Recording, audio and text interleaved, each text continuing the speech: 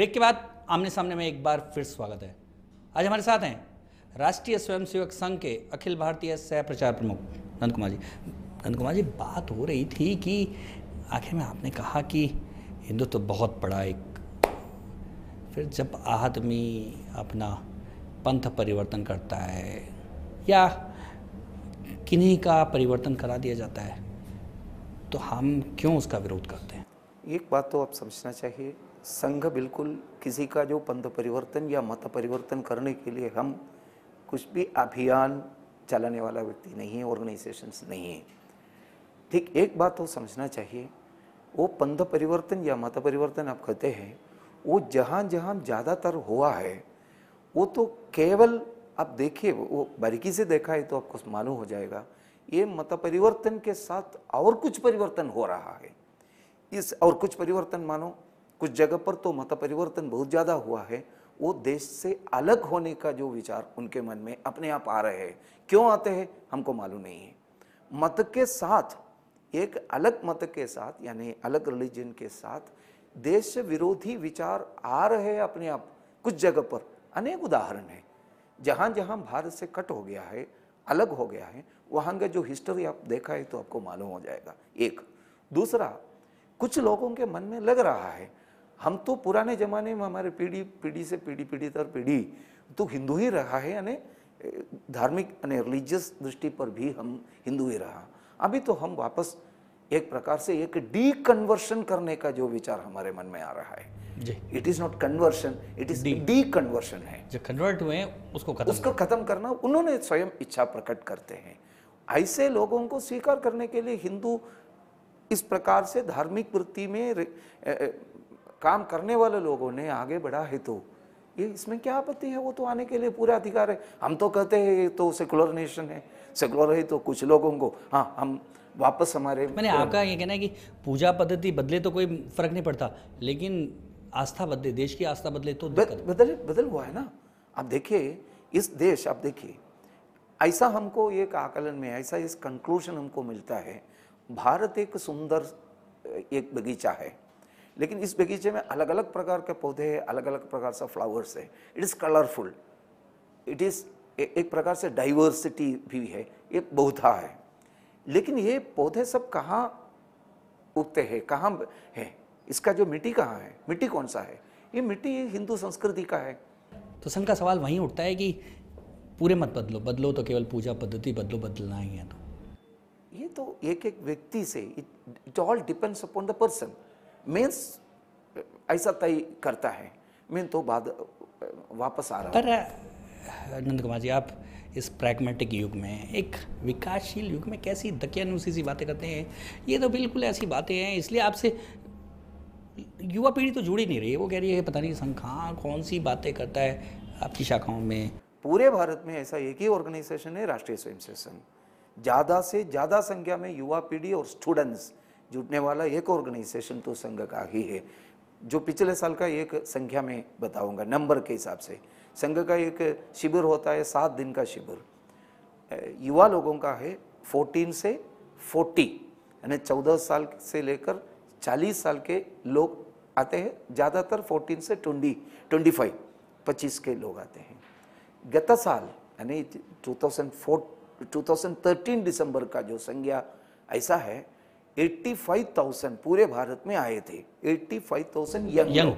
And but here take it from me, 2014 दिसंबर का जो वृत्त अभी आया है 1,15,000, दैट मीन्स नियर अबाउट 35,000 युवा लोगों की वृत्ति केवल चुने हुए जो शिक्षार्थी होंगे। शिक्षार्थी मतलब अपने पॉकेट से, जेब से पैसा देकर गणवेश बना के आने वाले। पर आ क्यों रहे हैं नंद कुमार जी? क्योंकि वो तो अलग सोच रखते हैं युवा पीढ़ी, वो आ कैसे रहे हैं? ये केवल आंकड़ा है या वास्तव में आगे कुछ?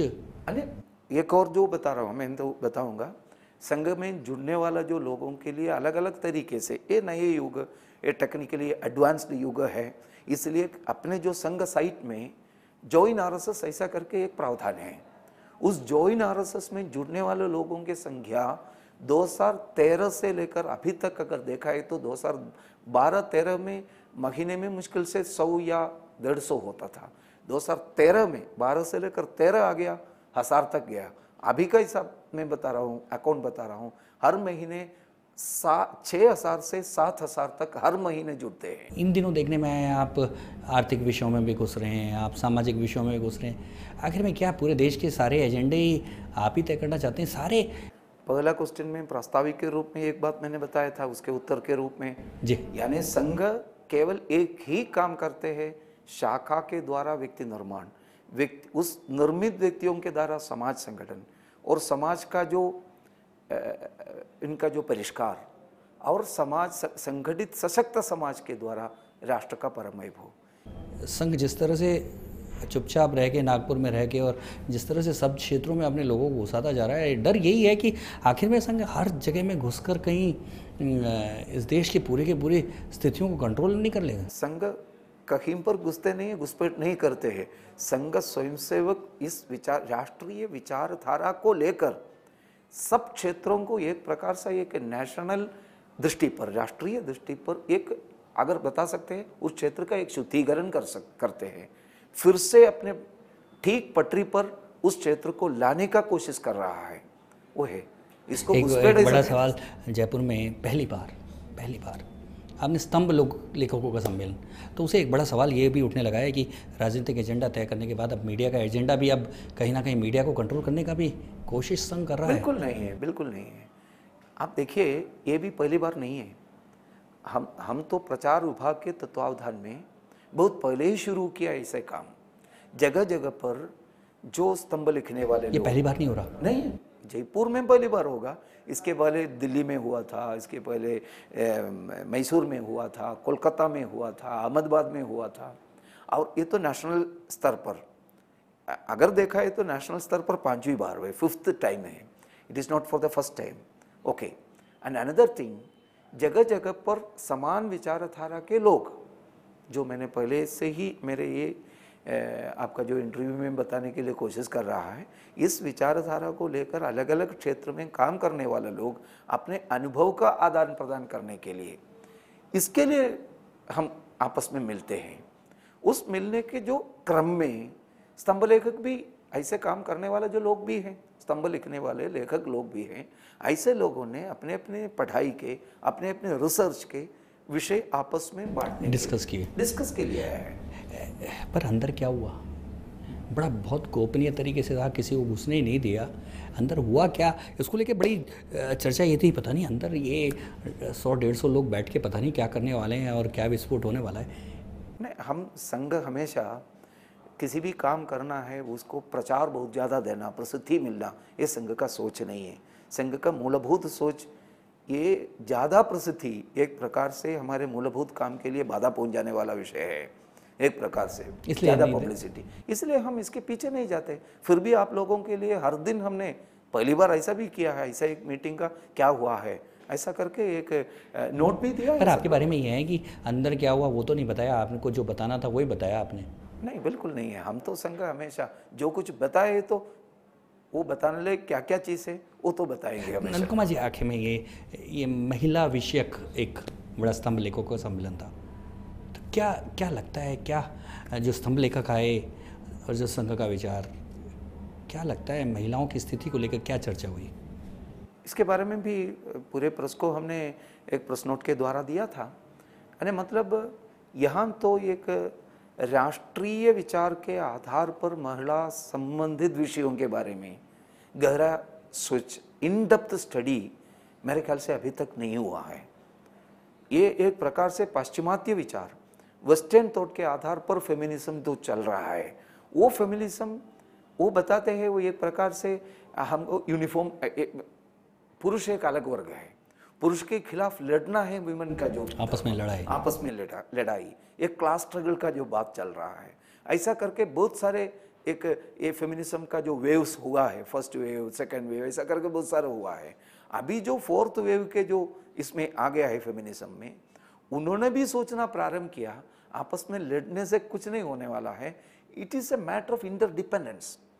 पूरे जगत तो इंटरडिपेंडेंस के, परस्परता के आधार पर, धर्म के आधार पर चलते हैं।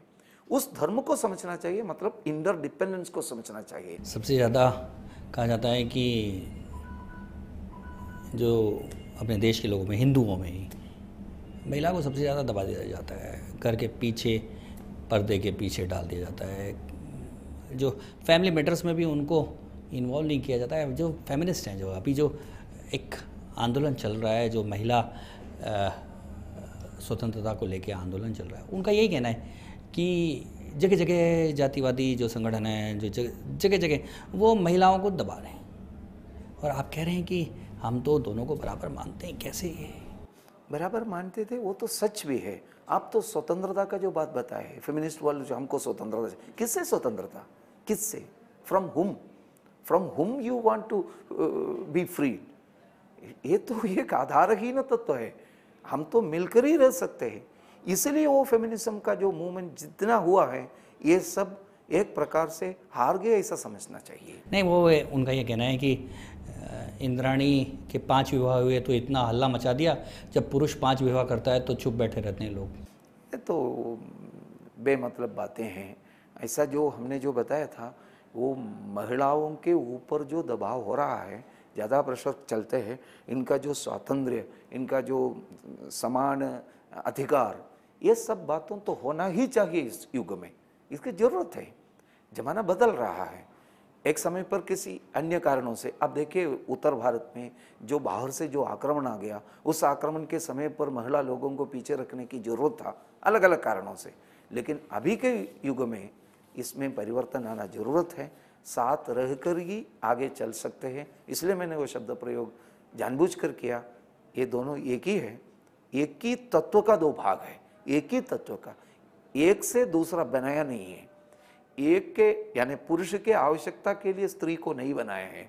पुरुष और स्त्री एक साथ बना है, एक ही तत्व से बना है। ये सच समझना चाहिए। और साथ ही साथ जो अभी का जो वास्तविकता है, वो तो आपने सही कहा। अभी भी देखिए, सरपंच चुनते हैं महिला को, लेकिन काम सब करते हैं पुरुष। ये सब बदलना चाहिए, ये बदलना जरूरत है। इसका जो एजुकेशन की जरूरत है, जिन महिला को चुनकर आता है, ऐसे लोगों को अलग से एजुकेशन देना चाहिए। इनका जो प्रबोधन होना चाहिए, काम करने का जो हिम्मत बढ़ाना चाहिए, ये सब सरकार बराबरी पे लाना चाहिए।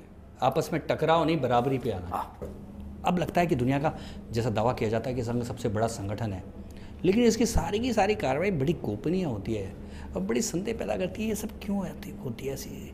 सब चुपचाप होती है, कोई पता ही नहीं लगता, लगने ही नहीं देते, मीडिया को आने नहीं देते, दूसरे लोगों को प्रवेश नहीं।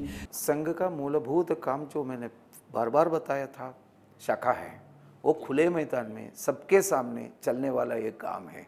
ऐसा एक ऑर्गेनाइजेशन दूसरा आपको दिखा सकते हैं क्या? मेरे को कौन सा ऑर्गेनाइजेशन है इतने खुले में ओपनली चलने वाला? आप तो कहते हैं ऑर्गेनाइजेशन का जो मीटिंग के अंदर किसको देना चाहिए? अब तो पॉलिटिकल ऑर्गेनाइजेशन को प्रसिद्धि की जरूरत है, इसलिए आप लोगों को किसी कहीं पर जाने की अनुमति देते हैं। ये तो पारिवारिक के काम है।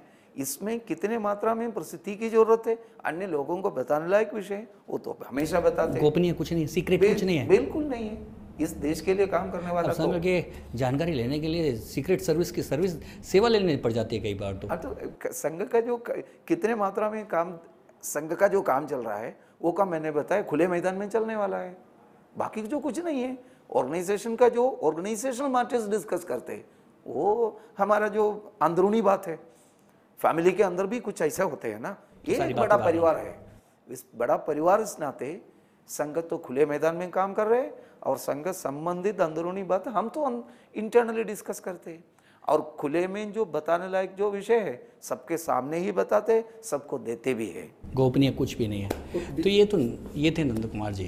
कहना है कि संघ गोपनीय कुछ भी नहीं करता, संघ का सारा काम सामने है। जो लोग संघ को गोपनीय संगठन बता के डरते हैं, उन्हें डरने की जरूरत भी नहीं है। संघ का काम सारा चौड़े धाड़े है। ये थे हमारे साथ राष्ट्रीय स्वयंसेवक संघ के अखिल भारतीय सह प्रचार प्रमुख नंद कुमार। अगले हफ्ते फिर मिलेंगे एक और हस्ती के साथ। नमस्कार।